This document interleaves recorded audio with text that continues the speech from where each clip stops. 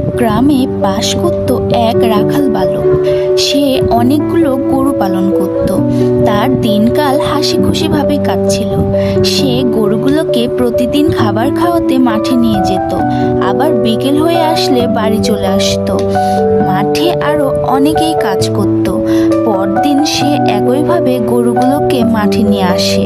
ছেলেটি তখন ভাবে সে প্রতিবেশীদের সাথে মজা করবে, কারণ ছেলেটি মজা করতে অনেক পছন্দ করত। তখন সে জোরে জোরে চিৎকার করতে লাগলো, বাঘ বাঘ, বাঁচাও বাঁচাও।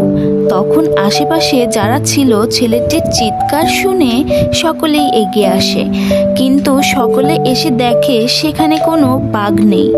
তারা সকলেই চলে যায়।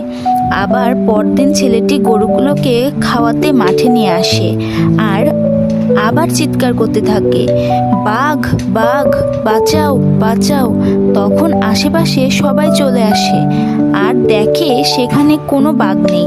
তখন প্রতিবেশীরা রাগান্বিত হয়ে ছেলেটিকে বলল, এই রকম মজা সে যেন পুনরায় আর না করে।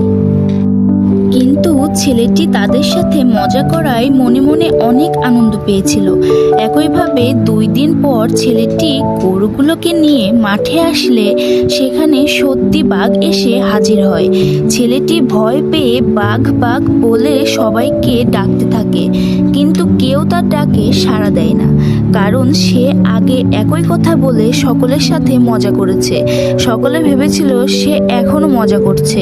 তখন কেউ এগিয়ে না আসাতে বাঘটি রাখাল বালক আর তার গরুগুলোকে মেরে ফেলে। এটাই তার মিথ্যা বলার চরম শাস্তি।